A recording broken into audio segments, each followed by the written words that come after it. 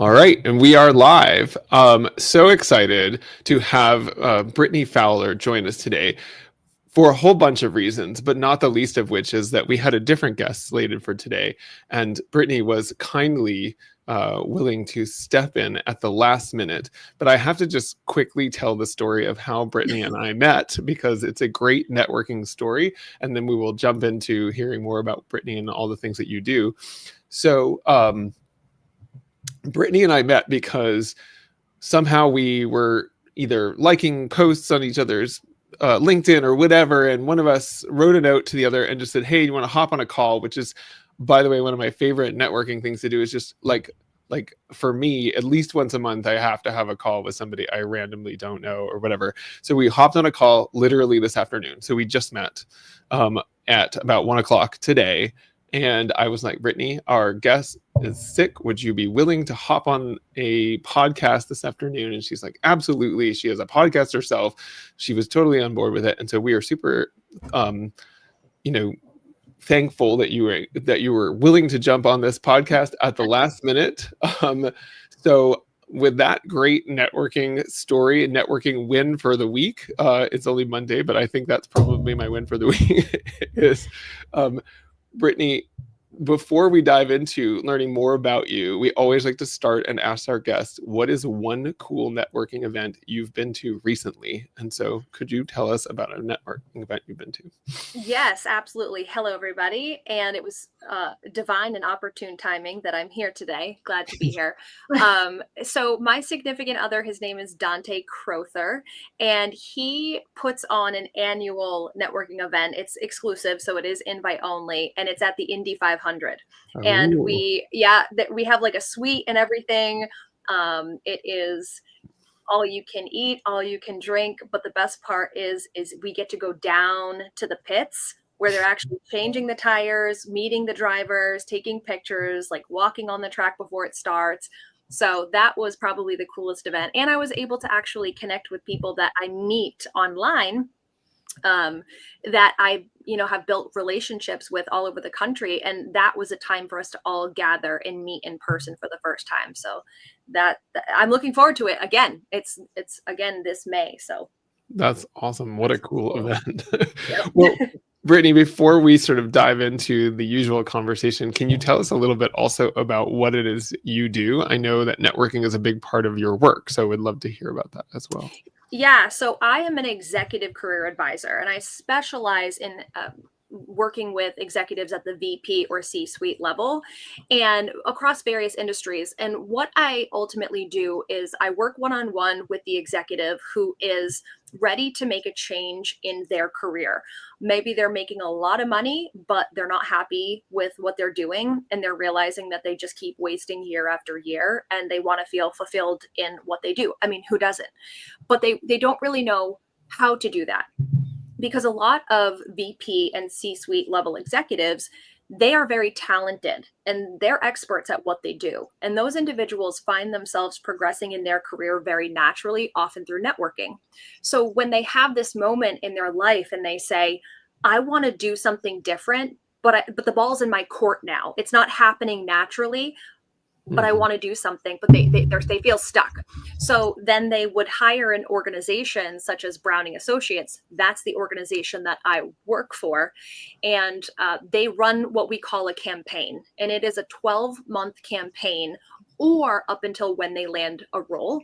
And it is all surrounding the concept of networking and being part of a community and understanding network strategy. So many people think that networking with the intent of job search is about calling people and asking them for a job. That is not at all what networking is. And you can try that method and you will fail.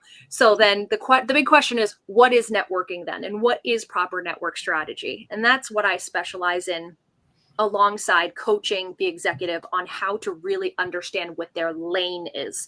What is it that you do? And then how do you actually communicate that in a short amount of time? So that's just scratching the surface of what I do. That's awesome. Um, I have so many questions. I don't want to like jump in over Oh, Amelia and Taylor, but oh, I do too, but you go first, Jeff. all right. I've already asked three, so but anyway, I'll do one more and then I will Okay. stop asking. But my question is, so I think I'm fascinated by this because I think my career certainly. I've talked to Taylor and Amelia and Stephen, who's our other co-host who wasn't able to be here today, about this idea that I would say I didn't really start networking until I left my corporate job, because it is so often true in the corporate world that you really don't need to necessarily network, right? You sort of know the people that you work with and you kind of move up, and then recruiters call you and whatever, and all these kinds of things happen. And so people don't learn how to really network until they have to. And to your point, sometimes that's like awfully late. And so I was interested is what is it that you see is the biggest sort of gap when people are in these corporate roles? What's the biggest gap they have in their understanding of how to network? It's a loaded question. I know. But I like to put one foot in front of the other. C can't happen until A happens. So what is A here? Mm-hmm. A would be fundamentally understanding what your true value is in a company. And people will start running a campaign with me and they'll make a list and they'll go, oh, well, Brittany, I'm a leader and, I love data collection and data analysis. And what they do is they formulate this list. And it's like, okay, buddy, you and everyone else is good at that. So when it comes to networking, you don't want to fall into this trap where you're blending in with everybody else because you're just listing skills. So the first thing I like to do with the executive is, where are we going? What is it that we're targeting? Are we switching industries? Where do you fill the gap if you are going to make an industry switch? Are we staying in the same industry but want to move different companies? Or do we want to move from CMO to CEO? So we have to understand where we're going. Once we understand where we're going, then we can understand how to communicate our value, not listing our skills, but our true value. So how do you list your value, or how do you explain your value? Well, it's a combination of understanding that list of skills, but we have to pair that with the passion behind it. Mm-hmm. What are you really passionate about? What is your why? And I think all too many times people have this like 10-minute explanation. And the truth of the matter is we don't have 10 minutes to explain who we are when we meet people in networking. So we have to understand, what are the key elements? How are we going to introduce ourselves? And then what do we want to make sure we bring up in conversation as the conversation goes on and that person is getting to know you? So that would be step one. Awesome. I'm going to let Taylor or Amanda go. Amelia, sorry, did I just say your name? I feel like people literally blend my name with every other name. Yeah, I'm sorry. I don't even know. I've known you forever. I know. It was bound to happen eventually. My old boss used to send me emails to the wrong person. So it's fine. I was in a brain glitch. Sorry. Anyway, go ahead. Taylor, you were about to jump. No, Brittany, I'm just so curious. How did you get into this? Because I know that, executive coaches, it seems like there's executive coaches, but what you do is a lot different. So tell us about your journey. Yeah. So I grew up in a family that was incredibly well connected. I can't go to any grocery store or mall or go anywhere without people knowing who I am. I have a 9-year-old son, and he'll often make comments like, Mom, you're famous. Everybody knows who you are. Is it because of your podcast? And I'm like, no, it's because of my family. And so my family owned a dance studio. And when I grew up, they threw me in dance classes, and they were so interwoven in our community, not just our town, but like all the surrounding towns as well. And they were always helping people. And I don't want to go too much in depth, but they just really invested themselves in the community.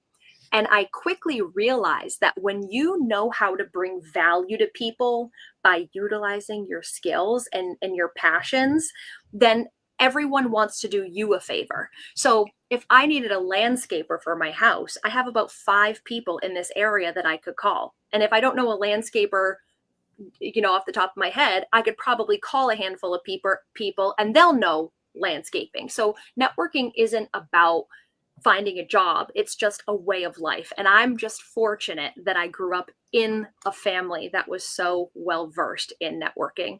And that gave me a lot of confidence to build relationships as I aged. And I was sort of ahead of my peers in that sense, because everyone else was like self-conscious and building relationships, and I wasn't. So that brought me a lot of opportunities in my life and in my career. And it kind of just snowballed from there. That's awesome. I was gonna say, I always find that, just to add a quick little point, then you can finish your question, Amelia, but we talk about this all the time, but networking is not too far away from just living like your personal versus business, right? Like to your point, like when you meet someone or you connect with someone, you have a friend, you have a family member, if they need something, you're going to naturally, for the most part, right, like help them out, like connect with them with someone. You're looking for a certain grocery store, like, oh, this carries that, like it. There's so many different similarities to normal day to day that you would do naturally. And I think when people hear networking, it is sometimes scary, right? Especially if you don't do that all the time. Maybe you didn't grow up doing it. You're new to it, new industry. It's a scary thought, but when you kind of simplify it, it's meeting folks, being your authentic self, being a connector. So I really like that story, because I think for how you grew up, right? A lot of transferable skills there, but yeah, you've been networking your whole life. So yeah, exactly. I created something called the Phenomenal Network Facilitator Spectrum. And I even drew the spectrum out with little stick figures, and I give it to all of my clients when they onboard with me for the first time. And there's people on one end of the spectrum, and I call them poor or inexperienced network facilitators. This means people that you get on a call with and they're like, why are we talking? Like, what? Like, I don't get the objective of this conversation. They're just inexperienced, or maybe they're really introverted, and asking them to get on a general phone call is too much. Then there's people in the middle, and they're very neutral. These are people who will get on a call with you, but they are not really understanding what types of questions to ask or where to really go with the conversation, but they'll get on a call with you, and you can sort of shape the conversation from there. And then there are phenomenal network facilitators. And these are individuals who come to the conversation prepared. They have looked at the individual's website or their LinkedIn profile, and they have done their due diligence to ask themselves two questions. How could I possibly add value to this person, just at face value, just in looking at their profile? What might I be able to bring to them? Of course, you'll always find out the real answer to that question once you build the relationship, but that research can do a lot for us. Or we can do research on them and ask ourselves, how could we leverage this relationship for ourselves? If you're looking to get into the company Comcast, and this person works at Comcast, and you're like, whoa, they've been there for 9 years, it would be crazy for you to miss out on the opportunity to genuinely be like, I want to get into Comcast. Tell me your experience. That's a phenomenal network facilitator. And I always say to my clients, I don't care where you start on the spectrum. What I care about is that I'm going to turn you into a phenomenal network facilitator. And that way, when you go out into the community, you inspire other people to become a phenomenal network facilitator, not because you have to turn into a coach, but because you're leading by example. And as you go through the journey of networking and you bump into a phenomenal network facilitator, you're going to call me and be like, I met one. Michael was a good networker. He taught me some tricks, and I want to lead by his example. So stick figures turn out to be more useful than just elementary school classrooms. And so obviously you come from a family of networking. You were just raised that way, which is incredible, because I'd say, like you said, you had a leg up on anyone who's like Jeff, myself, me, Taylor, who, we all had to learn to network on our own. But then how did you get into the executive coaching side of things from I'm great at networking, let me coach people and executives on how to get jobs through networking? Yeah. So, I was heavily versed in the dance realm, theater realm, singing realm, because remember, I had a lot of confidence, so I was always getting on stage. So naturally, my first college degree was in the performing arts.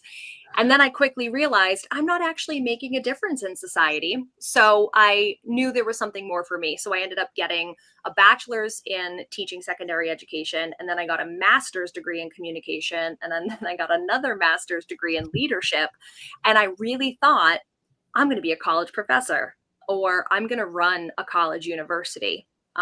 So I spent 10 years teaching high school science, particularly seniors in high school, and I loved it. I was able to have a big impact. But then again, something was like, all right, I'm meant for more. So I opened up my own coaching business. I left teaching 3 weeks into a school year, literally 3 weeks into a brand new school year. And I was standing up at the board and my face was tingling. And I'm like, oh, taking this as a sign from the universe that I'm meant for something different. I took a mental health day the next day, called the principal. I was like, I'm not coming back. I'm so sorry. He's like, what is it? Like, what's happening? I'm like, nothing. My soul's just not here anymore. So I opened up my own business. I started doing coaching, one-on-one coaching, and it blew up. It was really, really successful. And I had a client that came to me not for executive coaching. She came to me for like life coaching and spiritual coaching, because I also do that as well. And she was telling me, she's like, yeah, I'm an executive career coach and this, that, and the other. And it piqued my interest and I wanted to learn more. And then next thing you know, now she is my podcast co-host. And now we work together. And so I networked my way into the company that I'm at now. That's incredible. What a great story. That's awesome. So things that we didn't get to in our half an hour that we met, but I also was a high school science teacher before my career. So this is, like a serendipity, divine. What subject? I taught physics and I taught math.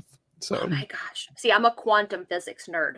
That's what I do in my spare time is quantum physics. So, but you taught Newtonian physics because that's what the public school education tells you. Yeah. Don't get into too much. Quantum mechanics, the relativity, not so much. But yes, that was my background. Before I was a marketer, I was a high school teacher, and it's kind of fun because I'm back in the classroom now. I teach marketing at UMass Boston, but it's nice to be back in the classroom. But I know what you're talking about. There was definitely a moment where it was at the end of a school year, but I was like, I don't know if this is what I want to do. And I always say to people, it's like, I need something to tack up on the refrigerator at the end of the day, and that was, not what I was getting from my high school experience, my high school teaching experience. But so we often ask people, how when somebody is sort of brand new to marketing, maybe students in college, etc., as opposed to say maybe the executives, like we often ask people what is the advice you give them, but I guess sort of an interesting wrinkle on that, because of what you do, is what is it that people need to learn when they're more junior in their career so that they are better prepared when they're more senior in their career? That's a really great question. And I do have a few clients that are in their 30s, and a lot of them will ask me, how am I supposed to manage my career? I'm not really sure what the end all be all is. And rightfully so, because even when you're 18 and go to college, you think you're gonna, like I said, my first college degree was in the performing arts. When you're 18, you have such a limited understanding of yourself. I also feel that way with people in their 20s and 30s. I'm 35. I just turned 35 last 4 days ago, last Thursday. I turned 35 years old. Thank you. And people will ask me, like, what's your end all be all? And truthfully, I can't even paint a picture for you about what my end all be all is, because I don't want to have a ceiling. Mm-hmm. So it's very different when you're talking to somebody at 35 versus, 55 or 60, because they can see the end of their road. So when I'm working with people who are younger, who have so much to go in front of them, I'd like to at least understand, what is the next 5 years for you? And if they can become a phenomenal network facilitator at 30 or 35 years old, they are definitely not going to have a ceiling. They can just keep looking at, 2 to 5 year increments for themselves, because it's really about who you know. And it's not just about who you know, because those people will get you jobs, but it's also the mentorship. I recently have really been wanting to get into politics. And I asked the universe, I said, well, where am I supposed to start? And then I was like, duh, Brittany, I don't know anything. I need to network to find out what I need to know. So I just started networking. And next thing you know, I just recently got connected to a 5th level connection away from where I started with a possible opportunity to have my in with politics. You just have to start somewhere. So for younger people, because you brought the marketing element into it, and I think that that's really important. You don't have to be a marketing genius to know that marketing is about invoking a feeling in your audience. So if I can do that for a junior executive, how can you understand what your skill and passion is? How do you invoke the feeling to make other people believe in that in you? Sky's the limit. You can just keep going through the rest of your career, because that's the first thing you really have to learn. Remember, you have to know what your lane is and where are we going? How are we going to pitch it? So invoke that feeling. Awesome. Go ahead, Taylor. Incredible. So my question to you, and I like these steps, right? I think it has people thinking. I think it's building blocks. I think it's also a lot of like emotional intelligence that you learn if you don't already have. You kind of build that up along the way. But when it comes to folks that you're just, talking with, working with, that, to your point, they don't maybe know what that next road is, or they're kind of trying to adventure a little bit. What is your take on individual networking, right? Like you're mentioning, you have a 5th removed contact that might lead an opportunity to you. What's your method to the madness on folks individually networking versus maybe say going to events? Like, do you incorporate both in those strategies? How do you help people strategize in that way? Like what's your take on that for them to actually kind of get into the swing of things and build something up? I think it is dependent on what is it do we want to get from these relationships. So there was a time in my podcast, for example, where my co-host Melissa and we were talking about running advertisements on it, quick little advertisements for small business. It's a way for us to make money and us to monetize it, and for us to also showcase small business owners. And I started implementing in my network strategy. When I was meeting new people, when I was catching up with people, they'd be like, so what do you have going on? I'm like, well, and I would throw it out there. I would say, I've been kind of throwing it around that we want to run some advertisements on our podcast. Like, do you know any business owners who might want to do that? Because for me at that point in time, that was what my ask was, or it was an ask. So that's something that I work heavily with executives on, is like, what do we want to get from these conversations? And your ask will sway, and it will change a little bit based on who you're talking to. Because remember, if you're talking to someone that works at Comcast and you're trying to get into Comcast, let's make the conversation about learning the best way to get in there, or like, how is it going? What's the culture like? But if you're talking to someone who owns an ice cream shop down the street, your ask isn't going to be, hey, what do you know about Comcast? It's it's other things that we can bring up to the table. So as long as you have your checklist of what are we going to get out of this, because maybe, going back to the ice cream shop, maybe you have 4 kids and you don't want to relocate, and certainty that you want to stay in your community. Don't avoid the ice cream shop business owner, because think about how many people they know. So when you sit down with the ice cream shop owner, you're not going to ask about Comcast, but what you are going to ask about is like, hey, who do you know in this area who might need a little bit of help with marketing? Like, I know, you guys have like a great marketer, and I would love to meet them. Actually, I'd love to pick their brain about, how things are going over here. Meeting more marketers is great. Who else could you connect me to? So your strategy is going to change up a little bit. Your messaging for who you are and what your value is never will change. And that's a common mistake I see all the time, is people will alter who they are and what their value and skill is. They'll alter it based on who they talk to because they're making assumptions as to how that person can help them. So you can alter your strategy, but don't alter your messaging. Makes sense. Makes sense. I'm going to jump in with a question that I know is on a lot of people's minds right now because I hear it a lot, which is that it at least from what I hear, it is a tough job market out there right now, and so people are sort of trying to figure things out. People who are looking for jobs, people got laid off, whatever it is, and they are trying to figure this out. And so one of the things, actually, I was just having this conversation at a networking event the other day with some folks that were in that boat, and my comment was, by the time a job is on LinkedIn, it is too late to get that job. And so, this whole idea of, it's all about how do you find the right connections that can put your resume in front, because essentially, I don't know, you all probably know this, but like, if you look at a LinkedIn posting for a job, like 5 minutes after it's posted, there are 800 people applied. And my guess is that means that none of those people will get that job. Right. It's the person whose resume came in, through, an intro, a warm connection or whatever. So anyway, it seems like it's tough out there.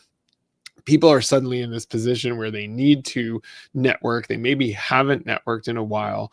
What's the most, sort of valuable thing that they should do in order to kind of up the odds? Besides work with Browning Associates. Yeah. So like for the general person, I think it can be really easy to fall down the click happy rabbit hole where you're just spending a lot of time looking on LinkedIn because you don't have a job. And I mean, you might as well, but I'm a very data driven person. So if you are making over $150,000 to $200,000 annually, the data shows not only just inside of Browning for the data that I collect, but outside of Browning. When you look at LinkedIn statistics or job board statistics, 1% of high earners, 150 to 200K or more, get their next role by cold applying online. I would be the worst career advisor ever if I told you to spend more than 5 minutes looking on LinkedIn's job board every day. I would be the worst. Another very low statistic, less than 1% of executives land their next role by chasing down recruiters, where you are just trying so hard, like you're on Google and you're typing in executive recruiters, executive CFO recruiters, like you're doing this thing and you're just going down the list of all these websites and you're just, submitting your resume and trying to get someone on the phone. Even if you do get a recruiter on the phone, you have to understand they only have a certain amount of positions that they're trying to fill at that immediate moment. And if you don't even remotely look like a match to one of those, they don't want to spend time getting to know you.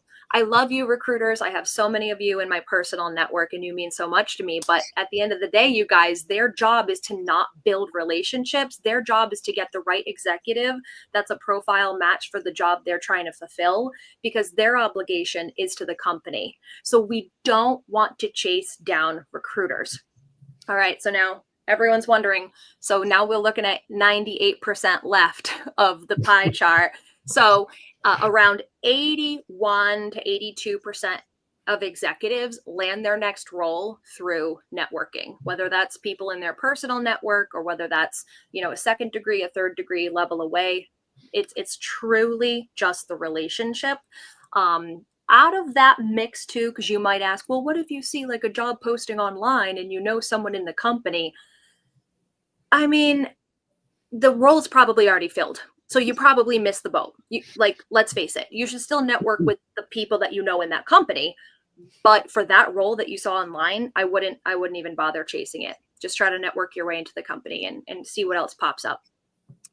Around 18% of executives will land their role by being headhunted on LinkedIn after being properly branded to have an algorithmic pairing to what recruiters are searching for. So you have to take advantage of your LinkedIn headline. You have to take advantage of your about section and make sure you fill out the details of your career experience, because all of that will algorithmically go into the system. And I've actually seen the recruitment platforms, so like what recruiters see. And, you know, if you're searching for a chief operations officer and they plug in all this different criteria, 41,000 people will pop up. So then you're asking, well, where do I fall on that list? Well, LinkedIn will prioritize you the more you use that platform. So if you're on the platform every day and you're messaging and you're posting and you're liking and you're commenting and you're sharing, you're going to be up top when the recruit, because they're never going to go through 41,000 executives, but they might go through the first 200, 300, 500. You want to make sure that you're up at that top. But I'll pause there because there's a lot to say about that, but at least that gives the audience an understanding of which avenue to spend their most time in job search. Yeah. I loved that breakdown, and I think that is super helpful. I almost like can picture that in like a visual pie chart, but I could not agree more with you. I mean, you could just get kicked out, right, from not having the certain keywords that that you do on a daily basis. But if it doesn't pick up via AI or recruiting, right, you're on to the next. And I think folks, especially at the executive level, right, companies are looking for not only that right tangible fit, but the intangibles too. Are they fitting culture, all of that? So I am a huge advocate of LinkedIn, and obviously networking. If you're in the market, you need to either work with a professional like yourself, right? Or do the dirty work and connect with folks and like start talking. Ideally, networking, we always talk about this before you're in. And you mentioned this, Brittany, right? Like you don't want to start networking because you're looking for a job. But if you've already started networking and doing that, then wonderful. And the last note I'll say here is, you mentioned people sometimes lose themselves in the networking realm, right? They lose their brand, their ethics, they change. That's the whole point of it. You're selling yourself. You're selling Brittany, Jeff, Amelia, Taylor. You're sticking to your brand. If you can replicate that on your LinkedIn to what you're mentioning, right? Like have the headliner be something that you're passionate and you do that. That's how you identify yourself, make posts that you resonate with. I think it's just branding overall. Mm-hmm. Yeah, Jeff and I were actually just talking about the power of having digital, particularly video format branding up on your page. So think about it this way. If you're wanting to get in shape and you go to your local gym and there's a lineup of personal trainers, you're probably going to resonate with which personal trainer you want to select as yours based on how they present themselves. So as a female, in 35 years old, I might walk in and there's a bunch of great trainers. I'm probably going to gravitate to the one that's in my age category, not because all the other trainers aren't wonderful, but that's just what will make me feel comfortable. And Jeff and I were talking about the power of just putting your frequency out there so that way like attracts like. The people who are looking for someone like you for them can more easily find you because your branding is very apparent. You can see the face, you can hear the voice, you can see the way that someone holds themselves. So I do believe that video marketing is probably going to be best for all people who are wanting to take their career seriously. You know, get yourself out there and have it on LinkedIn. And also, if you're not taking advantage of the featured section on your LinkedIn profile, you know, if you've been a guest on a podcast, I highly recommend getting a video clip of that, post it on LinkedIn, but then you can mark it, you can pin it to show up on the featured section. So when recruiters are headhunting you, or if someone is about to go into a networking call with you and they want to research you, the first thing they're going to see is a video. Yeah, I'm going to click. I want to hear what that person's voice sounds like. I want to feel what their energy feels like because it's going to make me feel more prepared going into a networking conversation with you. Absolutely. All right. So as usual, this has flown by, and I don't know about Taylor and Amelia, but I feel like I have like 20 more questions. So we may have to have more questions. But this was amazing. Thank you so much for jumping in at the last minute. The one thing I forgot to share with you in our little debrief before we hopped on this podcast is we always like to end by asking people what's one cool networking event you're going to in the next week. And so I feel like it would be rather cruel of me to ask you that to go first. So I'm going to let, well, here, I'll go first, and then Amelia, Taylor, you can jump in, and Brittany, whenever you're ready, you just, give us a wave and we'll let you go in. But I guess for me, I'm going to a cool event that Stephen, our other co-host, pointed out to me tomorrow with two authors that I'm going to forget the name of one of them, but one of them is Amy Edmondson. Does everybody know who she is? She is the person that is sort of known for the idea of psychological safety. And so huge fan of her. And then Rick Williams is the other author that I don't know yet, but I'm sure he'll be very cool to, as well. So they're giving a talk tomorrow at the Harvard Club in Boston. And so I'm going there, and I'm super excited because I'm a big psychological safety fan. Yeah. So that's my cool event. Who wants to go next? I can go. I'm really excited about this event. I am going to, so the Alston Labs are having a open community event. So it's all biotech founders, people in biotech. And it's kind of like a open house type event. So I'm going. I was invited by a colleague of mine, and I'm excited because it's a new building. It's a new lab space. So I'm really excited to get out there, meet people, and you also get a tour of the facility. So I get like nerdy when I get the tours. So I'm really excited to see the tour of everything. It's awesome. I used to work in life science, and I definitely geek out about a lot of things that I'm passionate about. Lab space and life science facilities is top level, so I'm very jealous. That's gonna be a lot of fun. And I definitely want to hear more about the author, Jeff, because I also feel that same way. I have a couple of things. I'm actually going up to New Hampshire after work a lot this week, so I have no post-work events, but I have a couple of company breakfasts that I'm hosting with outside partners, as well as in-person coffee. So I tend to, this year so far, it seems like it's, 1 week's very heavy with either midday or post-work events. And the next week seems to be heavy follow-up from either those or previous relationships, coffees, lunches, dinners, that sort of thing. So we're in the coffee and lunch week right now. Love that. What about you, Brittany?